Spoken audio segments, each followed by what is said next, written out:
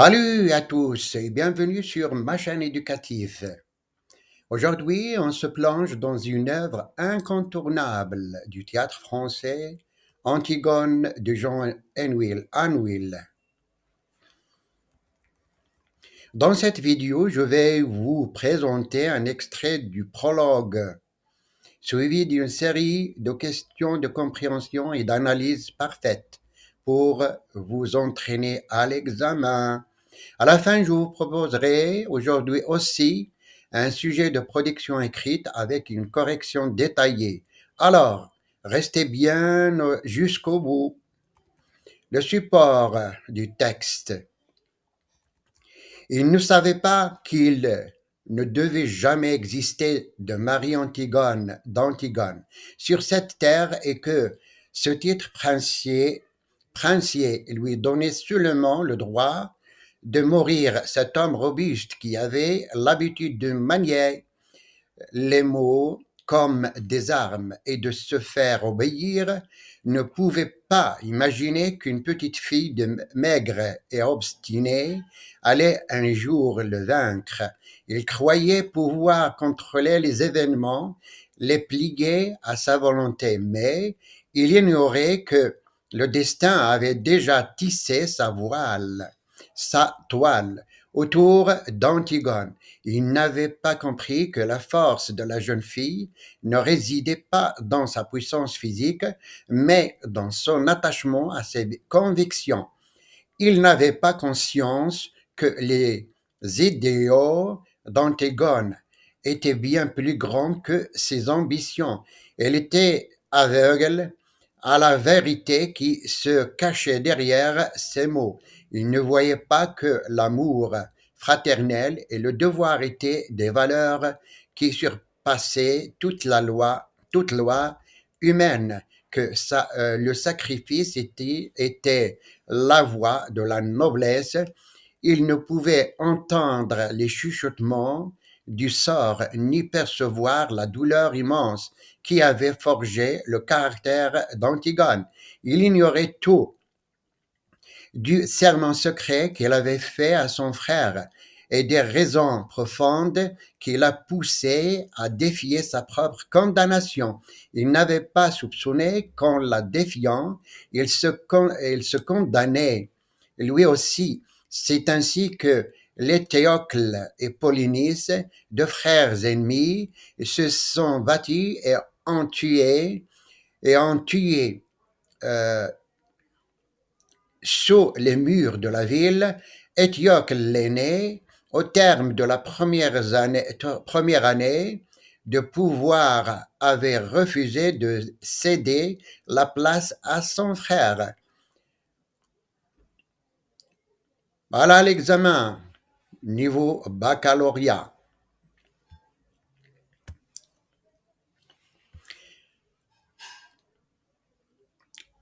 On passe maintenant aux questions de compréhension. Question à choix multiples. Quel est le statut d'Antigone selon le texte? Est-ce que A. Elle a le droit de se marier et de fonder une famille? B. Son titre princier lui donne le droit de mourir? Ou bien la réponse C. Elle est destinée à régner sur Thèbes? Ou bien la réponse D. Elle est promise à un grand avenir politique?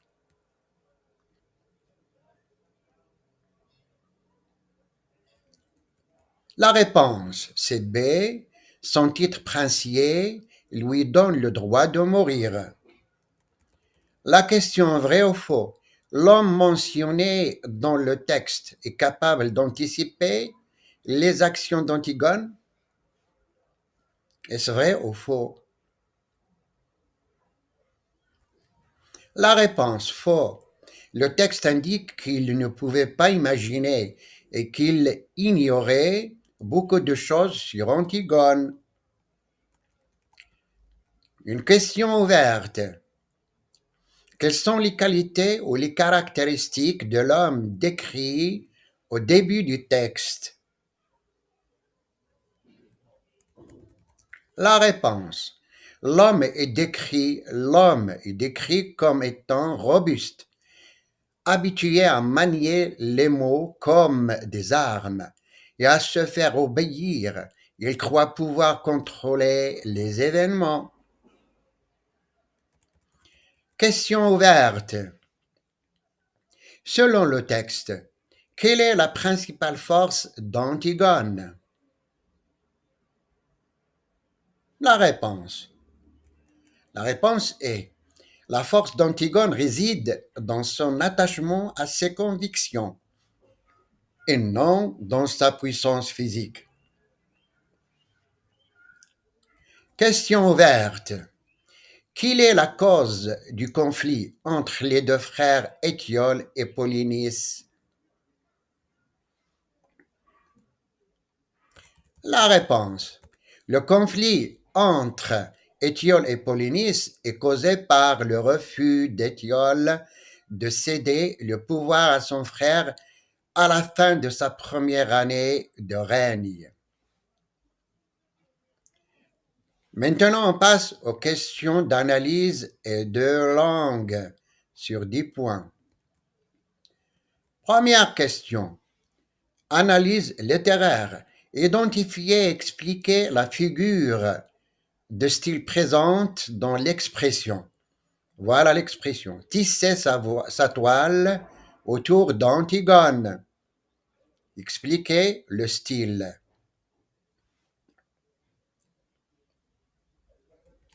Réponse. Il s'agit d'une métaphore. Le destin est comparé à une araignée tissant sa toile. Donc c'est une métaphore. Soulignons l'idée d'un piège inévitable dans lequel Antigone est prise. Question ouverte. Relevez dans le texte deux termes ou expressions qui montrent l'opposition entre l'homme et Antigone. Donc l'expression qui montre l'opposition entre l'homme et Antigone. La réponse.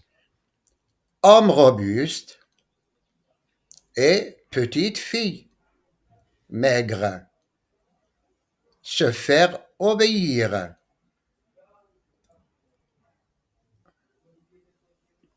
Obstiné.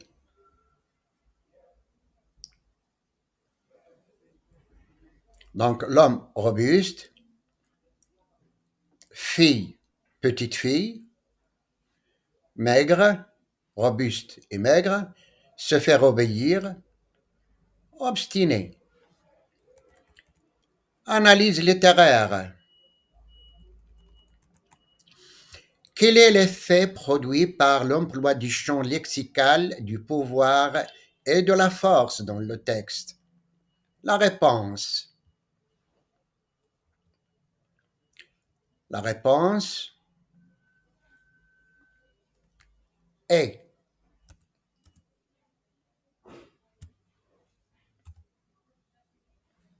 l'emploi du champ lexical du pouvoir et de la force, c'est manier les mots comme des armes. Se faire obéir. Le pouvoir. Contrôler les événements, plier à sa volonté, permet de mettre en évidence l'orgueil et la vanité de l'homme décrit.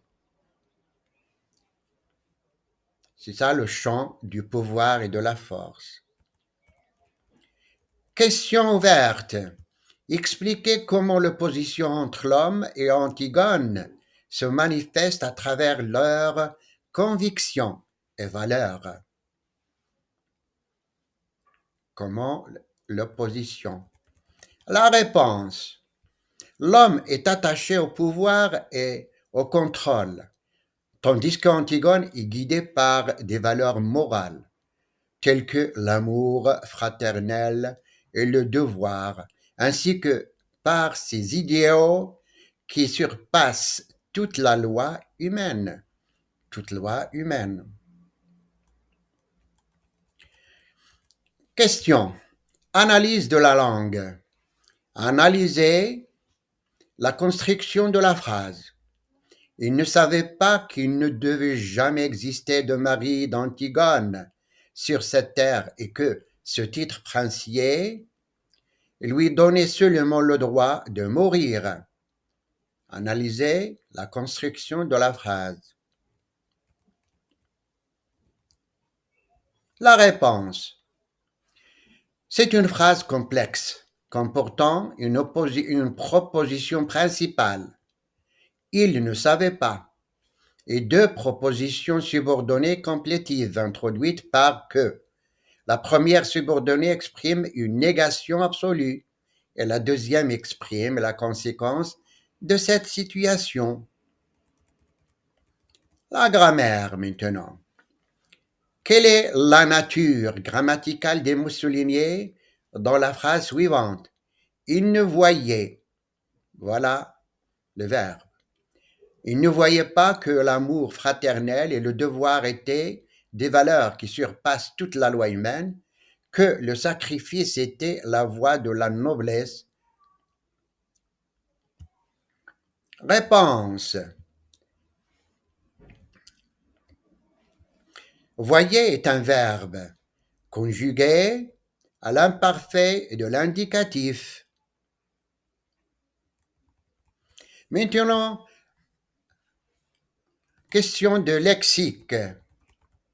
Donnez un synonyme pour le mot obstiné et insérez-le dans une phrase de votre choix. La réponse. Un synonyme de obstiné est têtu. Phrase exemple. Malgré les conseils, il est resté têtu et a fait ce qu'il avait décidé. Voilà la phrase. Maintenant, lexique. La question c'est, quel est le champ lexical dominant dans la phrase? Les idéaux d'Antigone étaient bien plus grands que ses ambitions. La réponse. Le champ lexical dominant est celui des idées et des valeurs morales. Le champ lexical, c'est les idées et les valeurs morales. Question ouverte. Identifiez le temps verbal dominant dans le texte et expliquez sa valeur. Le temps du verbe. Réponse. Le temps verbal dominant est l'imparfait. Il exprime une description, une action passée qui dure et des états d'âme comme les sentiments et les pensées du personnage. Question ouverte. Relevez deux mots ou expressions qui montrent le rôle du destin dans le texte. Le rôle du destin. La réponse. Le destin avait déjà tissé sa toile. Les chuchotements du sort. Maintenant, on passe à l'activité 3 qui est la production écrite. À partir du texte et de vos connaissances sur Antigone, rédigez une courte texte argumentatif avec 60 mots environ, dans lequel vous expliquerez pourquoi Antigone défie les lois établies, en vous appuyant sur des exemples tirés de la pièce. Antigone défie les lois car il privilégie sa conscience et ses valeurs morales à la loi humaine. Il considère que l'amour fraternel et le devoir envers sa famille sont supérieurs à toute contrainte. Son acte est une révolte contre l'injustice. Voilà une autre activité, le résumé du texte d'environ 60 mots. Le texte décrit un homme puissant, aveugle, par ses ambitions qui ignore le destin tragique d'Antigone. Antigone, guidé par sa conscience et ses valeurs,